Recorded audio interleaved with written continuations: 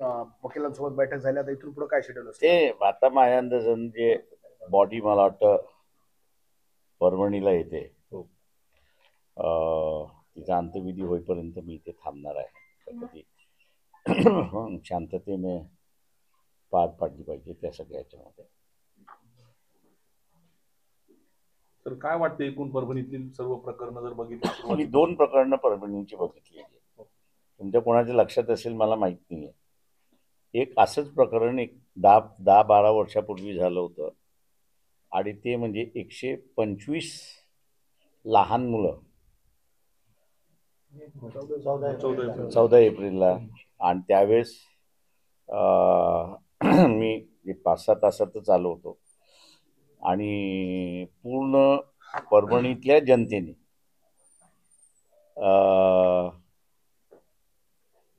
स्वतःच्या घरातले कूलर्स, सादरी, औषधाला लागणाऱ्या मेडिकलची दुकानं जी होती त्या सगळ्यांनी असणारं स्वतःहून एक मदत म्हणून, आणि ती गव्हर्नमेंट मदत यायला 3 दिवस लागली होती याची मला जाणीव होती.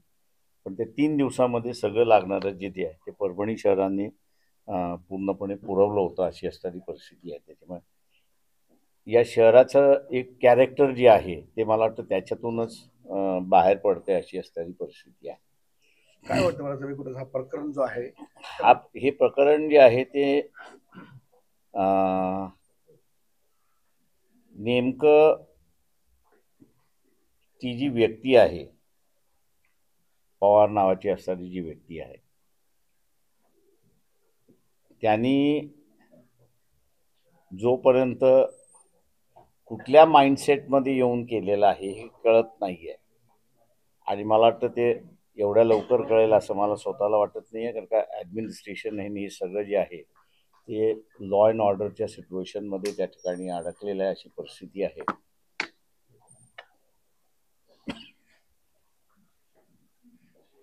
त्याच्यामुळे मला असं वाटतं की या परिस्थितीवरती कुठल्याही पद्धतीने असणारं भाष्य करणं आणि पोलिसांची जे ॲक्शन झालेले आहे, या पोलिसांच्या ॲक्शन्स ज्या आहेत या कोऑर्डिनेटेड होत्या की अनकोऑर्डिनेटेड होत्या, याचंही अजून असणारं कुठेही स्पष्टपणे येत नाही आहे. मी शासनातल्या काही अधिकाऱ्यांशी ज्यावेळेस बोललो तर ते म्हटले पहिला आज आमची असलेली पहिली प्रेफरन्स जी आहे ती लॉ अँड ऑर्डर मेंटेन करणं, शांतता मेंटेन करणं, आणि एकदा ते झालं की मग असणारं हे कोऑर्डिनेटेड एफर्ट होते की अनकोऑर्डिनेटेड एफर्ट होते, याचा आम्ही असणारा एक तपास त्या ठिकाणी करणार आहोत. आणि मी असणारा मानतोय त्याच्यामध्ये की या गोष्टी जोपर्यंत बाहेर येत नाही तोपर्यंत मला वाटतं ह्या परिस्थितीवरती भाष्य करणं कठीण आहे, असं मी त्या ठिकाणी मानतोय.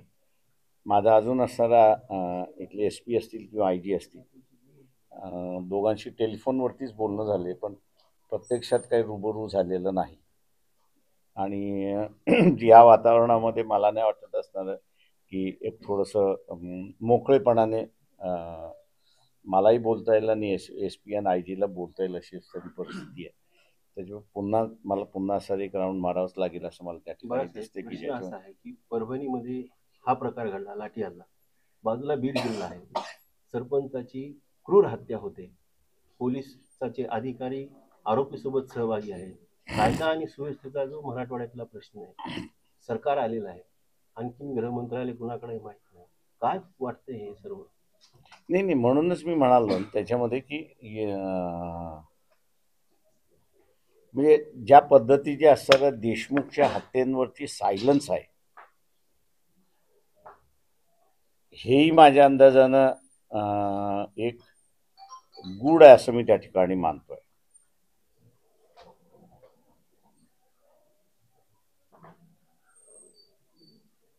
तिथे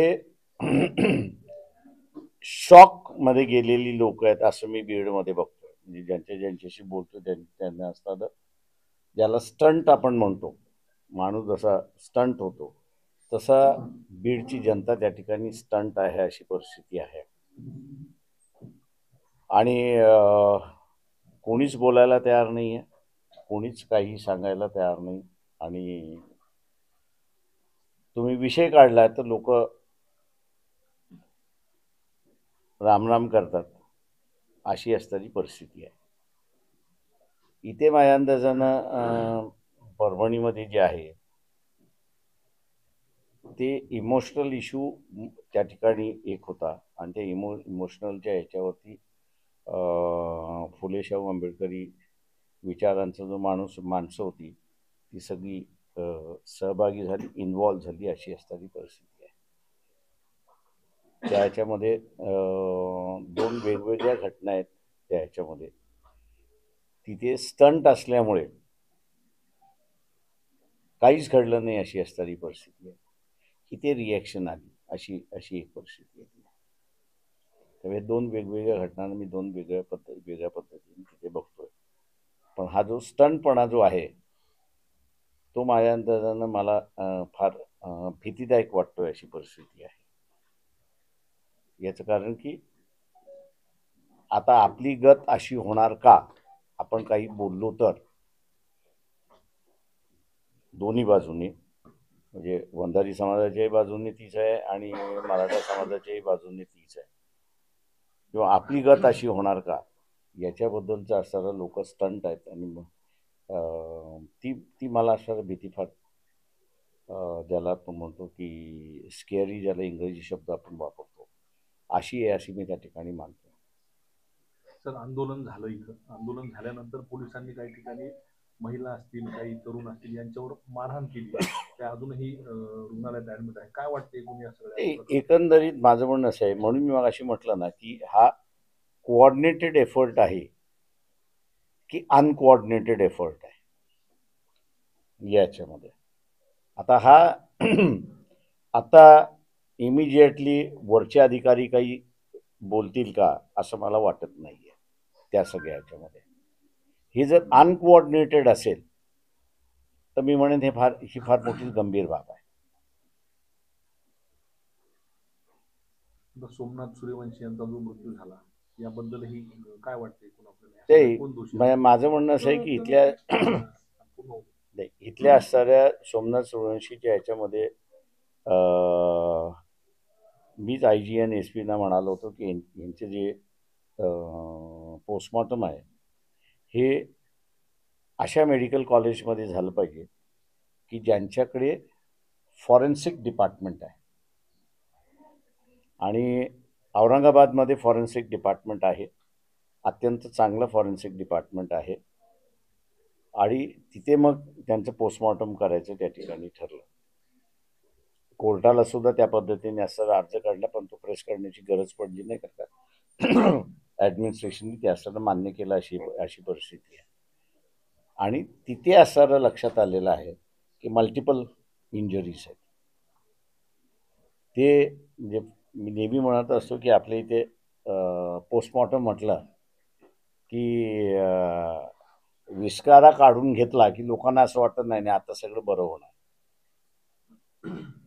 लोकांच्या माहितीसाठी असताना सांगतो की पोस्टमॉर्टम हे 2 पद्धतीचं आहे. एक फॉरेन्सिक डिपार्टमेंट पोस्टमॉर्टम करतं आणि एक पॅथॉलॉजिकल डिपार्टमेंट असताना पोस्टमॉर्टम करतं. पॅथॉलॉजी हे जे पोस्टमॉर्टम करतं ते विस्कारा काढून घेतं आणि लिक्विड ॲनालिसिस करून पॉयझन आहे की नाही, अमुक आहे की नाही ही त्याच्यामध्ये असणारं सांगतात. परंतु आता जे असणारं सूर्यवंशीचं जे असणारं फॉरेन्सिक डिपार्टमेंटने जे पोस्टमॉर्टम केलेलं आहे त्याच्यामध्ये सगळ्यात सूक्ष्म बाबी ह्या आलेल्या आहेत. त्याच्या नर्व्स कशा होत्या, त्याचे मसल्स कसे होते, त्याचे बोन्स कसे होते, त्याला शॉक नर्व्सला किती बसलेला आहे आणि त्याच्यामुळे कॉज ऑफ डेथ हे आता तिथे इस्टॅब्लिश झालेलं आहे की त्याला मारहाणीमुळे त्याचा कॉज ऑफ डेथ आहे अशी परिस्थिती आहे. मी शासनाला असं हे म्हणतोय की त्याच्यामध्ये आपल्या इथे असणारं जिवंत माणसाला महत्त्व असतं पण मेलेल्या माणसाला महत्त्व नाही. तेव्हा MRI आणि CT स्कॅन हे जसं जिवंत माणसाचं मशीन आपण ठेवतो तसं ही जी ॲक्सिडेंटल डेथ आहेत या ॲक्सिडेंटल डेथच्या माणसाला सुद्धा MRI आणि CT स्कॅन हे जर मशीनमधून केलं तर तुमच्याकडे फॉरेन्सिक डिपार्टमेंट जरी नसेल तरी तुम्हाला असं त्याला इंजुरीज काय काय आहेत आणि त्याचं कॉज ऑफ डेथ हे तुम्हाला असताना तिथे इस्टॅब्लिश होऊ शकतं अशी परिस्थिती आहे. त्याच्यामुळे शासनाला आम्ही असं ते करणार आहोत की पोस्टमॉर्टमचे नियम जे आहेत त्याच्यामध्ये नुसतं पॅथॉलॉजिकल नाही तर असणारं फॉरेन्सिक डिपार्टमेंटच्या ह्याच्यामार्फत सुद्धा त्याचं पोस्टमॉर्टम झालं पाहिजे तिचे. आज मला वाटतं सूर्यवंशीचं फॉरेन्सिक झाल्यामुळे त्याचं कॉज ऑफ डेथ तिथे इस्टॅब्लिश झालं अशी परिस्थिती. बाळासाहेब परवाच्या दिवशी केंद्रीय मंत्री रामदास आठवले इथं आले होते. त्यांनी पत्रकार परिषदेमध्ये असं सांगितले की जे गुन्हे आहे ते गुन्हे वापस घेण्यासाठी मी मुख्यमंत्र्यांना बोललेलो बी आहे आणि बोलणारही आहे. मात्र काल मुख्यमंत्री देवेंद्र फडणवीस यांनी नागपूर असं विधान केले की हिंसा करणारे जे व्हिडिओ आहेत त्याच्यामधले आरोपींना आम्ही अजिबात माफी देणार नाही. केंद्रीय मंत्र्यांचं स्टेटमेंट सिरियस नाही का असं वाटतं तुम्हाला? No comment. सर, घटनेनंतर आतापर्यंत अनेक व्हिडिओ व्हायरल झाले. एक व्हिडिओ काल असं समाज माध्यमात व्हायरल झाला की त्यात एका व्यक्तीला अमानुषपणे मारहाण केली जाते. म्हणजे अमानुष तो व्हिडिओ ह्याच परिसरातला आहे. एकच व्यक्ती होता त्याला बेदम मारहाण झाली. अशा पोलीस कर्मचाऱ्यांना जे मास्क लावलेले होते ते पोलीस कर्मचारी होते की इतर कोणी होते असं सुद्धा संशय व्यक्त केला जातो. ते इथे नाही म्हणून मी त्याच्यामध्ये म्हणालो ना की बेसिकली 5 तासाच्या आतमध्ये कोमिंग ऑपरेशन जे आहे ही ज्यावेळेस सुरुवात होते त्यावेळेस अनगायडेड मिसाईल ज्याला आपण म्हणतो तसं महाराष्ट्राच्या आणि देशाच्या व्यवस्थेमध्ये काही सिस्टम आली आहे का ही. आणि म्हणून मगाशी म्हणालो की मी अधिकाऱ्यांशी बोलल्याशिवाय माझं मत त्या संदर्भातलं मी मांडणार नाही. पुढची दिशा सर काय असणार आहे? आपण आता सर्व वकील बांधवांची मी आता असणारं जे आहे त्याच्यामध्ये की एकतर ज्यांची घरं फोडण्यात आलेली आहेत पोलिसांमार्फत, पोलिसाला कोणाचंही घर फोडण्याचा अधिकार नाही आहे एक भाग. त्याच्यामुळे त्याची रिस्पॉन्सिबिलिटी ही फिक्स करण्यात यावी. दुसरं जे आहे पुतळ्याच्या अवतीभोवती जी लाठीचार्ज झाली ती जस्टिफायबल करता येते कारण का तुम्हाला मॉब पसरवायचा होता ते वाढवायचं नव्हतं म्हणून. पण 1 किलोमीटरच्या बाहेर तुम्ही जे एकेकाला गाठून जे असताना मारलेला आहे आणि अमानुष मारलेला आहे हा तो पोलीस आहे की पोलिसाच्या वेशामध्ये दुसरं कोणी आहे याची असताना आम्ही ती चौकशी करायला त्या ठिकाणी सांगितलेली आहे. आणि पोलिसाला सामान्य माणसाला म्हणजे तो दंगलीत नाही आहे किंवा दंगलीच्या 1 किलोमीटर बाहेर आहे त्याला तुम्हाला असणारा मारण्याचा अधिकार नाही किंवा पकडण्याचाही अधिकार नाही. त्याच्यामुळे म्हणून मी मगाशी म्हणालो की बा इथे कोऑर्डिनेटेड एफर्ट होतं की अनकोऑर्डिनेटेड एफर्ट आहे हा याच्यातला सगळ्यात मोठा भाग आहे असं मी त्या ठिकाणी मानतो. आणि म्हणून वकिलांनी असं म्हटलं की ज्यांना मारलेलं आहे आणि हे केलेलं आहे अमानुषपणे त्याच्यासुद्धा केसेस तुम्ही असताना डिस्ट्रिक्ट कोर्टामध्ये दाखल करा. बरं साहेब, जिल्हाधिकारी आणि जिल्हा पोलीस अधीक्षकांच्या एकूणच हे पूर्ण प्रकरण हाताळलं त्याला कसं पाहता तुम्ही? कारण जिल्हाधिकारी कार्यालय फुटेपर्यंत त्यांनी कुठलाही स्ट्रिक्ट ऑर्डर दिला नव्हता तर प्रकरण त्यांनी कसं हाताळलं असं तुम्हाला वाटतं? की मला असं वाटतं की पहिल्यांदा ज्यावेळेस असतं हे म्हणजे स्पॉन्टेनियसली दंगल झाली असती तर मी समजू शकलो असतो की बा ती स्पॉन्टेनियस दंगल होती आणि त्या ह्याच्यामध्ये होती. पण इथे माझ्या अंदाजानं जे आहे म्हणून मी मग अशी म्हणालो की अजून मी थोडंसं ओपिनियन व्यक्त करायला हेजिटेंट आहे. तर काही व्हिडिओ मला असं पोलीसच लाठीचार्ज करतात आणि दगड मारतात हे आलेलं आहे.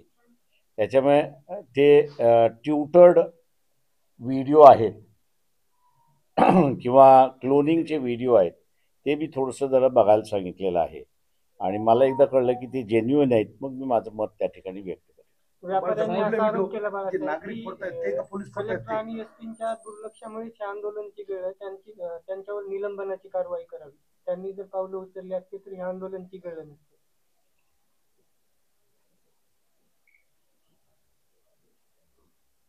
नाही, मी अजून व्यक्त काही होत नाही. हा साहेब, आम्ही जे शिकलेले आहेत विद्यार्थी, आता माझं सिव्हिल झालेलं आहे आणि बीटेक कम्प्लीट झालेलं आहे आणि मी फक्त बाबासाहेबांची घोषणा दिली म्हणून माझं एफ आय आर वरती नाव टाकले आणि काही लोकांनी नाव सांगितलं काय माहित नाही.